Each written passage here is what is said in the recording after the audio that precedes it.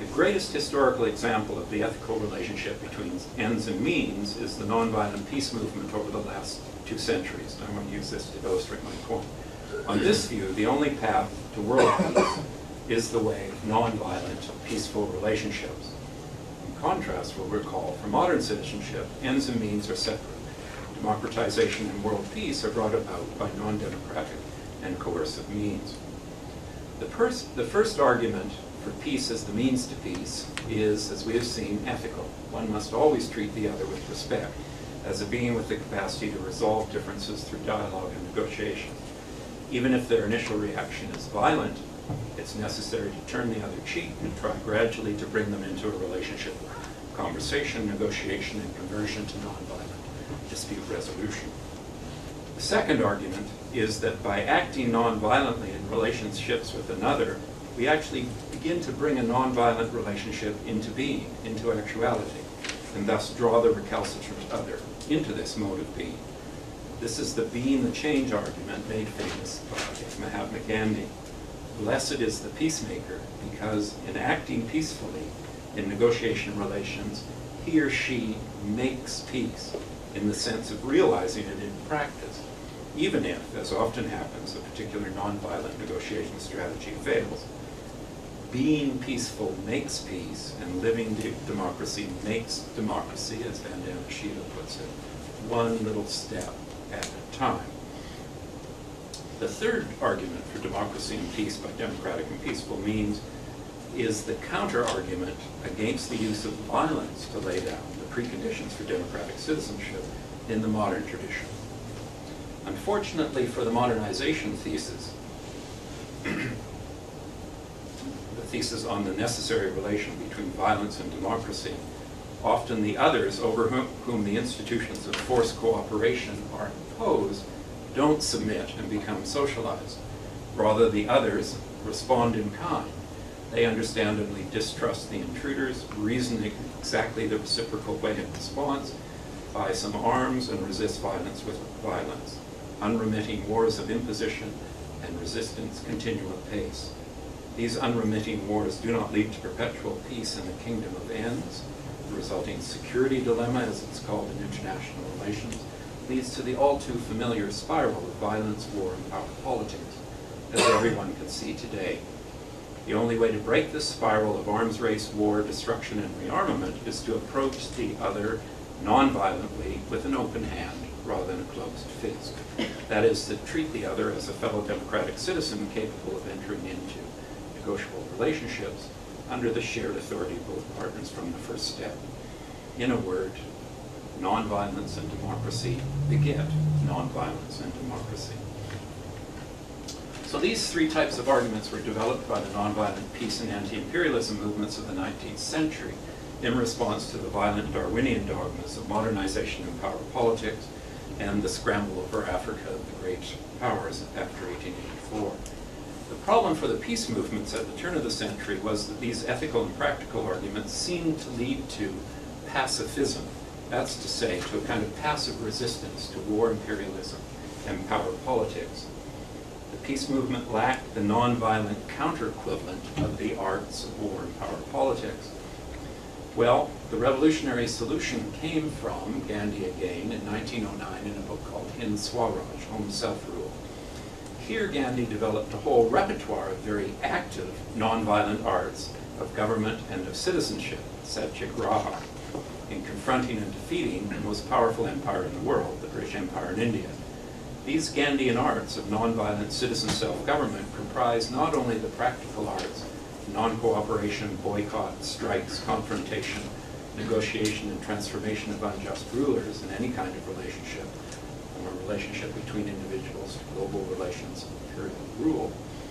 They also include the positive practical arts of cooperative nonviolent government in ashrams, in villages, in democratic federations of self-reliant villages, reaching eventually, Gandhi would have hoped, to a kind of world federalism from below.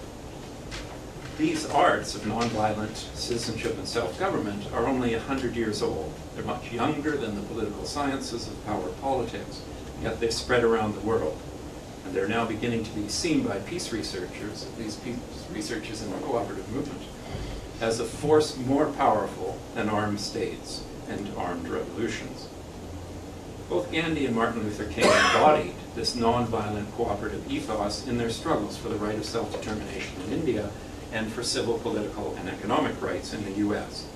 They practiced it outside the bounds of modern citizenship and against those bounds. They held on to it against all the violence piled up against them. Yes, they were murdered, yet the British Empire was defeated in India and African Americans gained civil rights in the US. Perhaps even more importantly, they set an example that's been followed by millions of nonviolent cooperative citizens ever since. Okay. Now, the final feature of cooperative citizenship that I wish to mention is perhaps the most basic. As we've seen, modern citizenship is founded on the premise that came into vogue in the 18th century, namely that individuals, classes, races, and civilizations are being basically antisocial and antagonistic. This is the premise that underwrites the conclusion that institutions of democratic citizenship must be coercively imposed.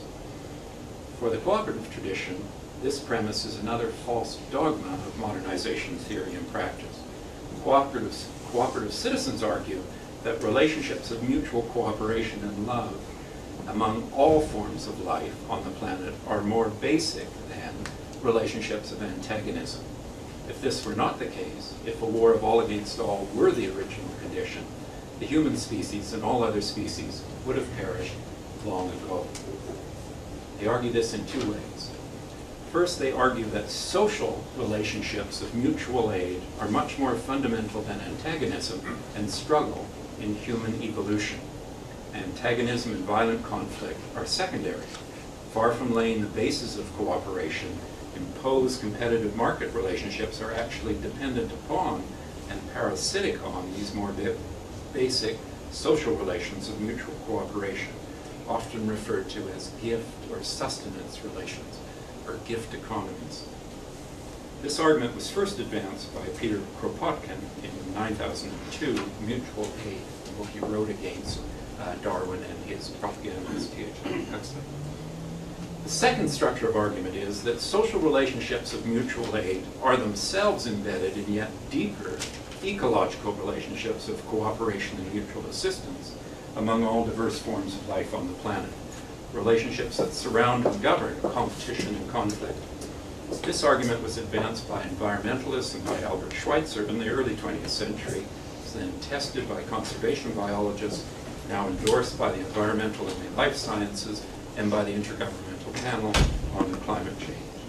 This Gaia hypothesis, as it's now called, is the basis of deep ecology movements and of most cooperative movements. Humans are partners in and dependent on the basic cooperative social and ecological relationships in which we live and breathe and have our being. The ecology functions here like a huge natural gift economy. Humans are now seen as Gaia citizens, have reciprocal civic duties to care for these relationships that nurture and sustain us. Given this structure of argument, the big question is, how does this modern citizenship module relate to underlying social and ecological relationships of mutual aid and cooperation? It's now called the commonwealth of all forms of life.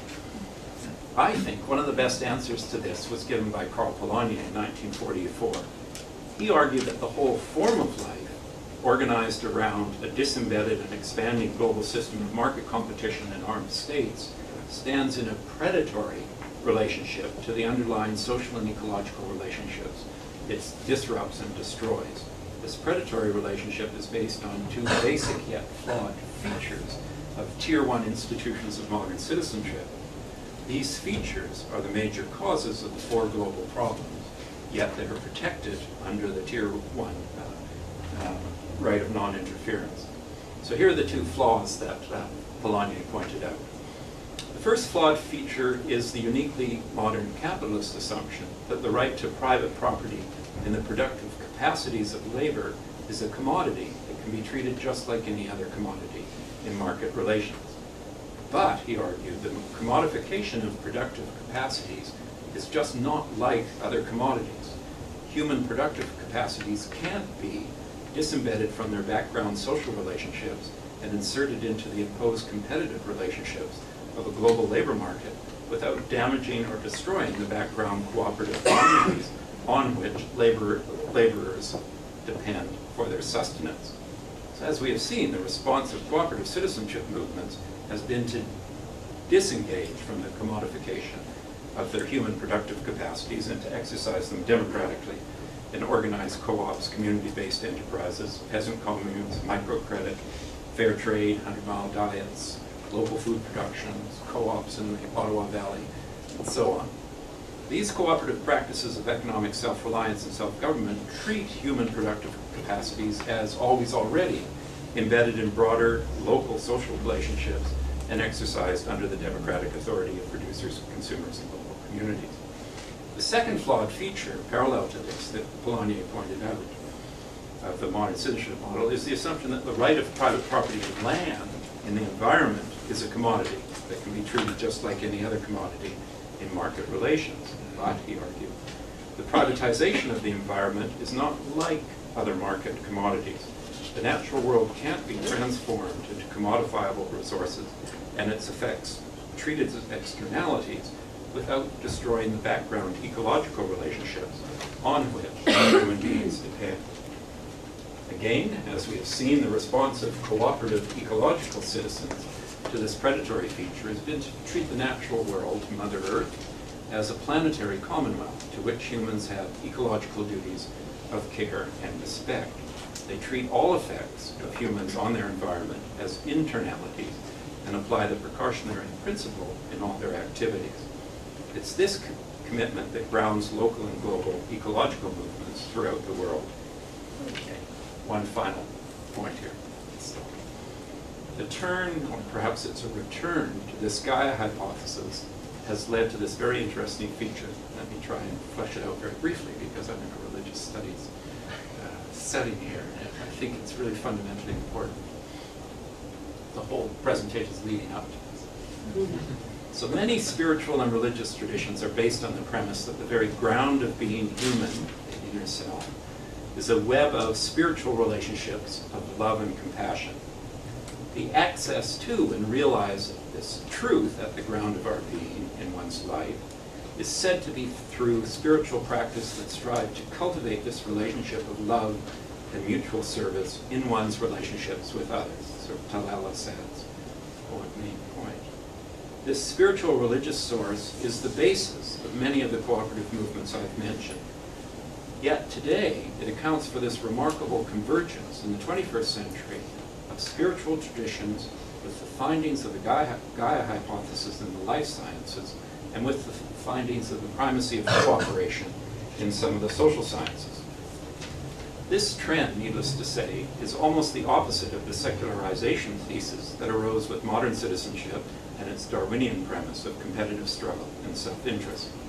The consequence now is that millions of cooperative citizens now insist on taking their citizen responsibilities in public spheres and often in private spheres of civil society and acting their civic responsibilities in accord with their religious and spiritual practices, thereby creating what we might call post-secular modernity in practice, or perhaps post-secular alternative modernity. Here's how Gandhi famously put it at the end of his life. To see the universal and all-pervading spirit of truth face to face, one must be able to love the meanest of creation as oneself. And a man who aspires after that cannot afford to keep out of any field of life. You have to live that in every relationship. This is why my devotion to truth has drawn me into the field of politics. And I can say without the slightest hesitation, and yet in all humility, that those who say that religion has nothing to do with politics, the moderns, do not know what religion is, because it's the source of its political activity here. So that's actually the end of the presentation.